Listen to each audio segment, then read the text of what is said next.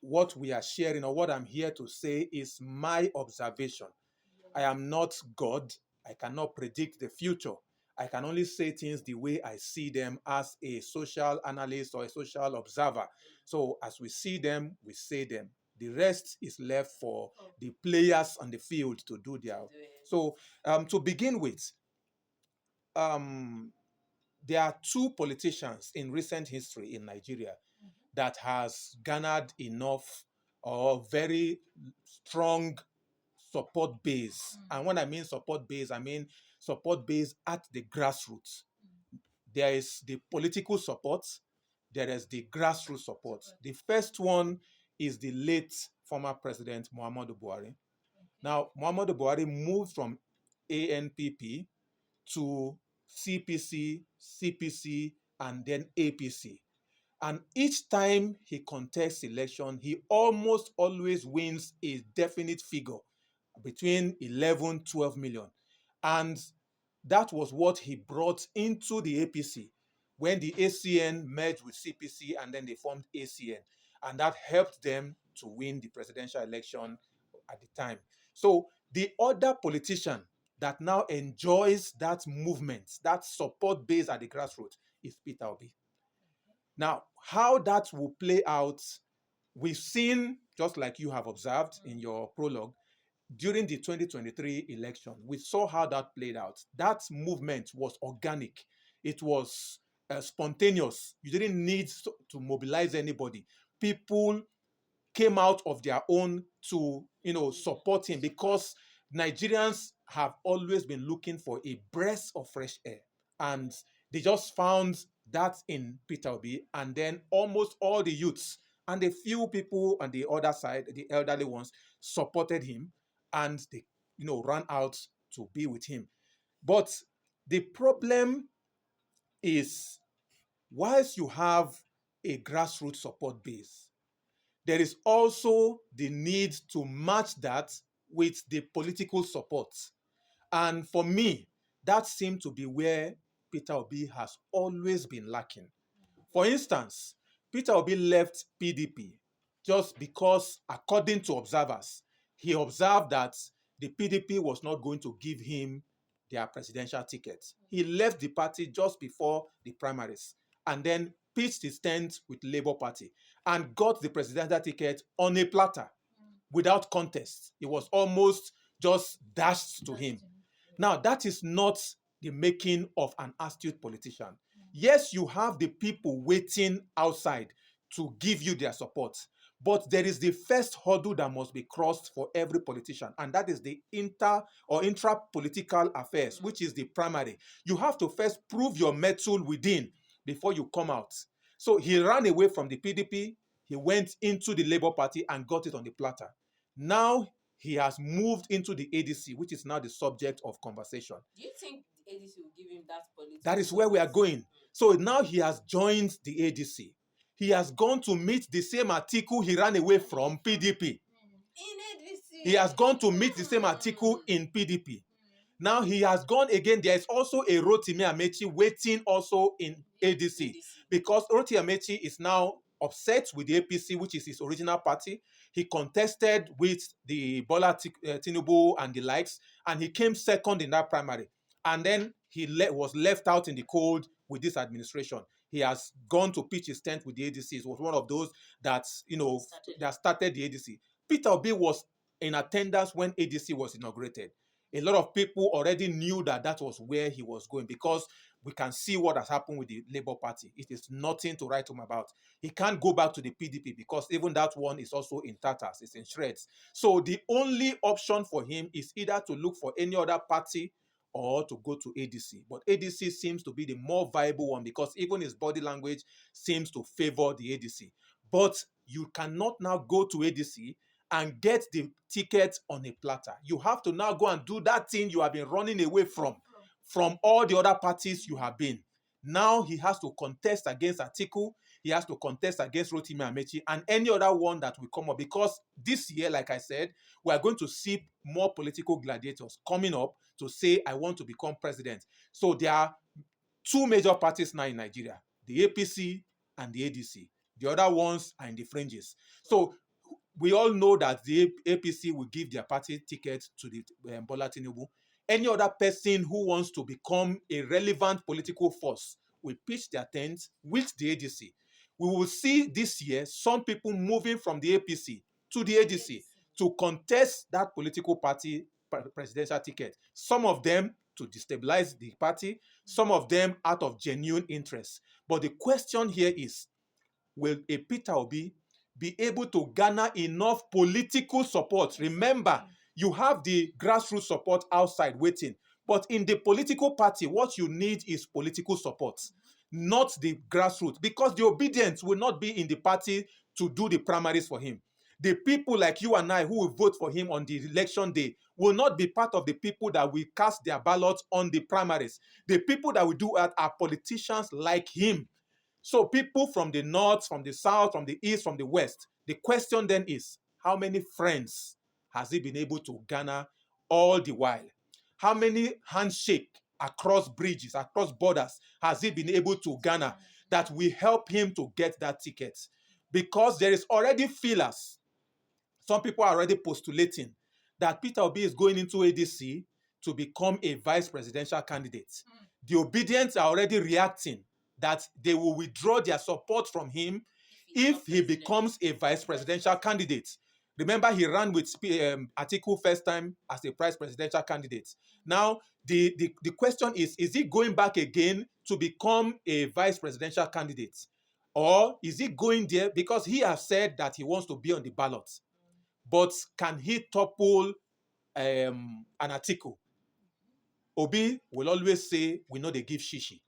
But we know how political primaries are run in Nigeria. If you know give shishi, how will you win? How will you win political party primaries?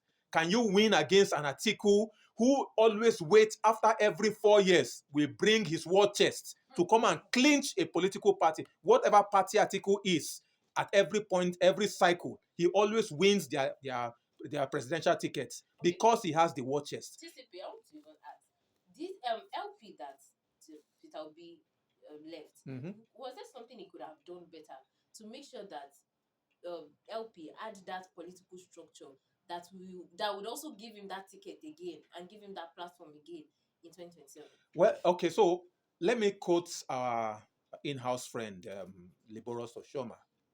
I watched a video in an interview that he was asked the same question. And a person who wants to fix Nigeria, a complex country as Nigeria, 774 local governments, over 250 ethnic groups, cannot resolve the issues within his political party, as small a group as it is. A party that gave you their presidential ticket, a party. So when a person contests as a presidential candidate of a party, if that party does not win, that person remains the national leader of that party. You may not be the chairman of the party, but you remain their national leader. You can call shots in the party. But Peter Obi went back and stood aloof and watched Labour Party crumble into crisis.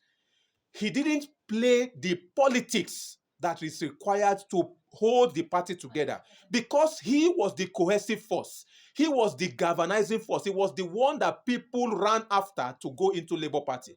But he left that party to the dogs. He didn't do enough to make sure that that party... So we can blame the APC for instigating the political crisis in the Labour Party. We can blame external forces. We can blame Lamidi Apapa. We can blame Julius Abure.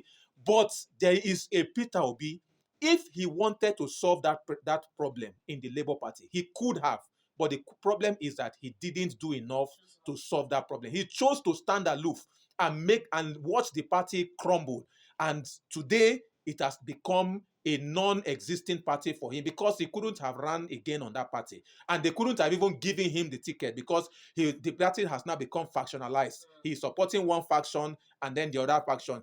If the faction that he supports gives him the ticket and INEC does not recognize that, what becomes of his chances? So it is only wise for him to pitch his tent with a party that seems to be stable. And for now, the ADC is that party. Okay, so Mr. Titibi White, I have this question to ask Yeah. based on what you just said now concerning the Labour Party. So Peter Obi now defecting to ADC, what does it mean for Labour Party? So Well, I'm asking this, that can the party survive this 2027 election? How will they survive? Because Peter Obi was the face of LP. Before Peter Obi, before 2023, most of us didn't know about Labour Party. Yeah. Labour Party was like a party that was still upcoming for most of us. The parties we knew was PDP, APC, and the others. So now that Peter Obi, who used to be the face of the party, has now left, what becomes of LP? So, in fairness to the Labour Party, before Peter Obi, Labour Party had some showing. At least we've had a governorship candidate under the Labour Party before now. That is Olusegun Mimiko of Ondo State. Okay. But the Peter Obi movement brought LP from a regional party to a national party. It came alive.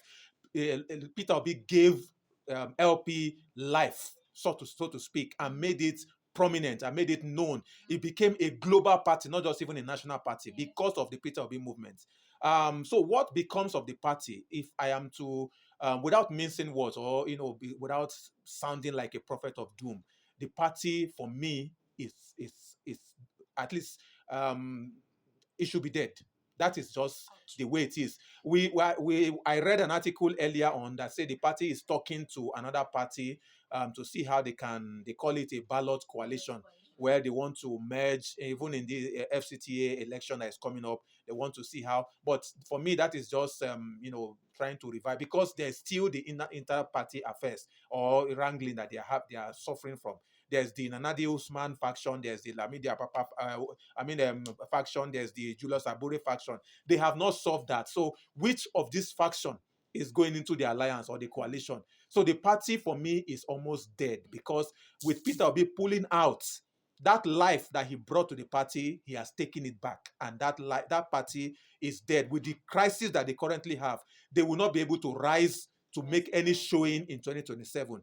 And I will not be surprised if after 2027, INEC deregisters that party, because they will not be able to win any elective seats. And if they don't win any elective seats, the law says they probably will be deregistered. So we may just begin to witness the beginning of the end of the Labour Party as a political party in Nigeria. So that takes me to this other question, that Peter Obi, correct me if I'm wrong, I won't say that he is the first president or presidential candidate aspirant to have a movement that people supported, and they coined it the obedience movement. I don't think any other aspirant ever had such coined name.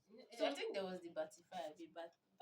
That is not a movement per se. It was just yes. it was only after he became president that he became.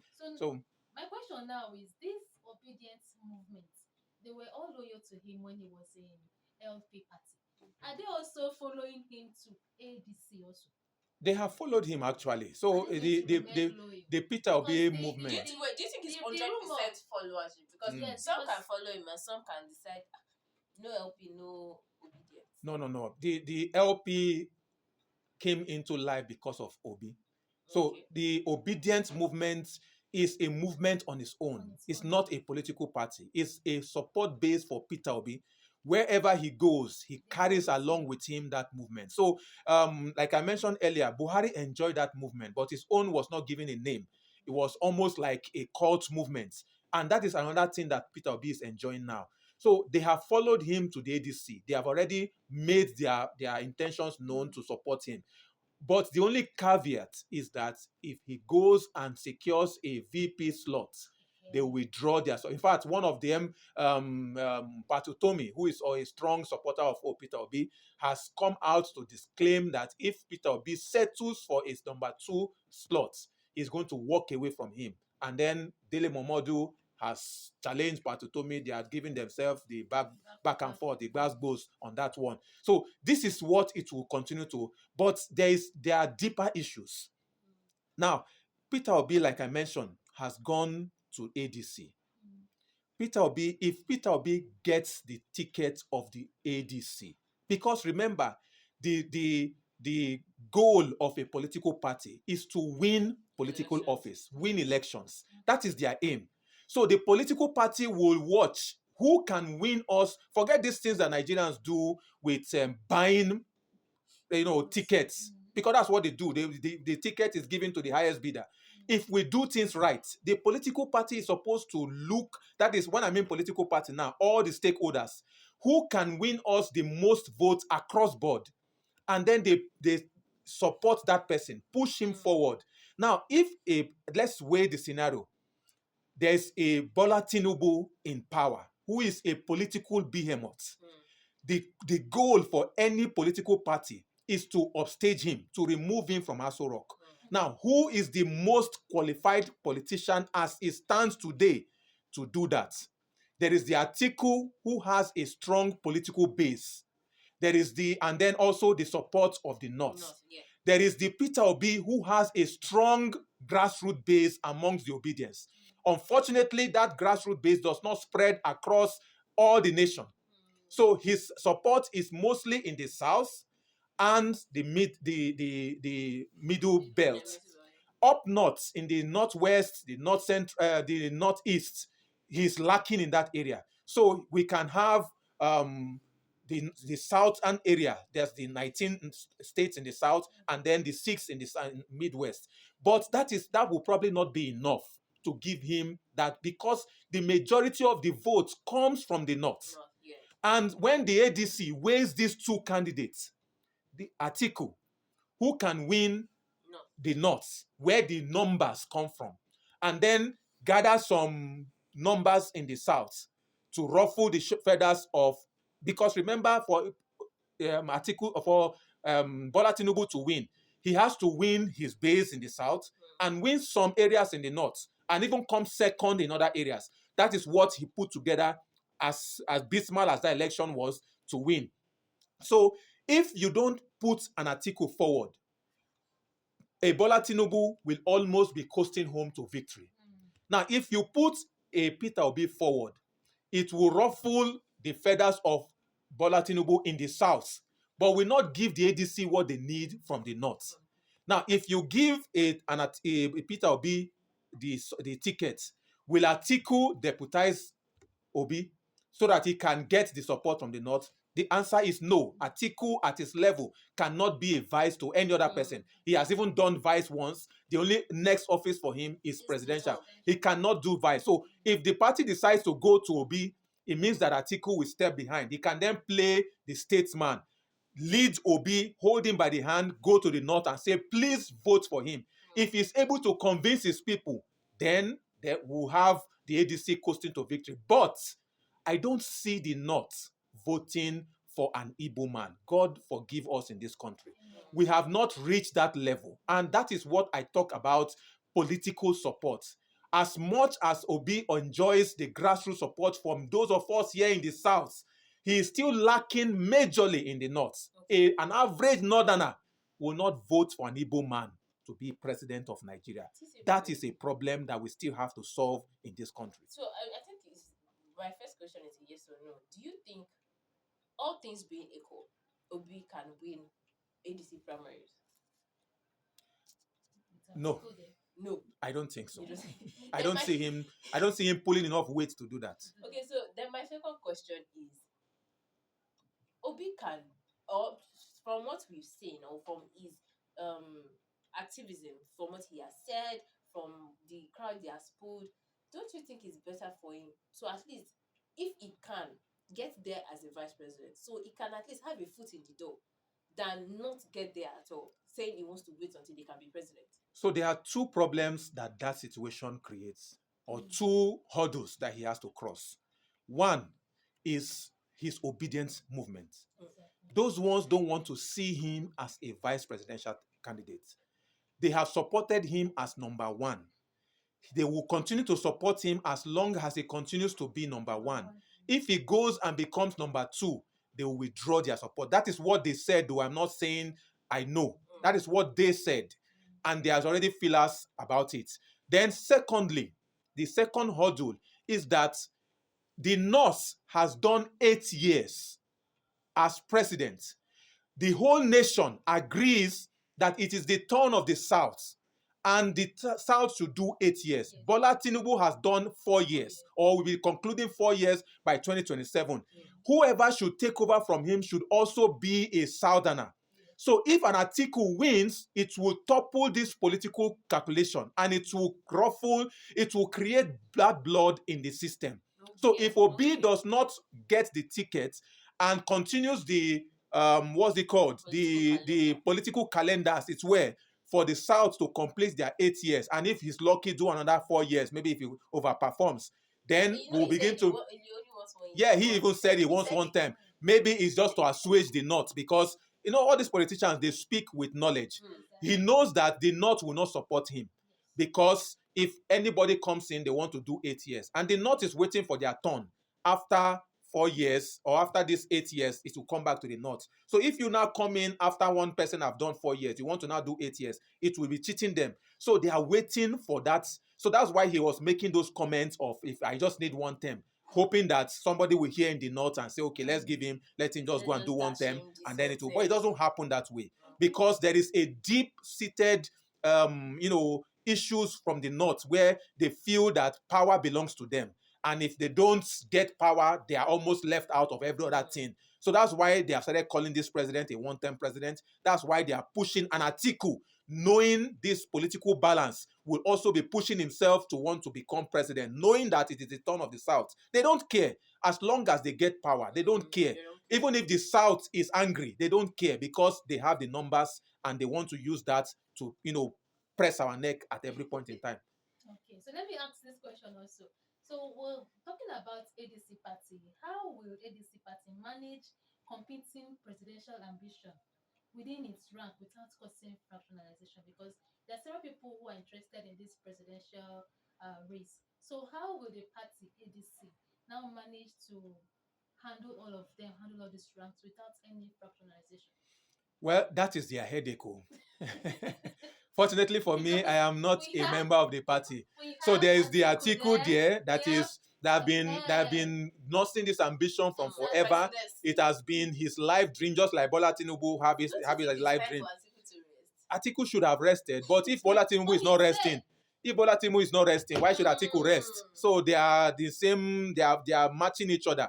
He feels that the only person that can beat Bola Tinubu is the one. So he is there. There is a Rotimi Amechi who is also angrily pushing for. He says he knows he has the trick, he has the weapon, he knows the way to beat Tinubu. He is waiting for the party to give him that ticket so that he can go and do that magic one. So there is also an El Rufai who has not told us whether he wants to run for the party ticket or not. He's just there. They call him the little finger. He was waiting until he will top, and then Obi has gone to join them. So they have enough headache to deal with, and whether it will not create wrangling or a disaffection amongst the party, we are yet to see. And we hope for their sake that the party, because if there's any party that remains unified now that can give APC a run for their money, it's the ADC.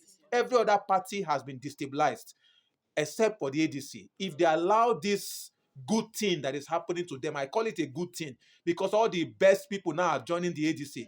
If they are not able to manage it and they allow it to cause them to begin to suffer any hiccup, then Nigerians should now be left with the APC for another 4 years. Okay, so another question is, when should we open the phone? Okay, 0906 is the number to call. 0807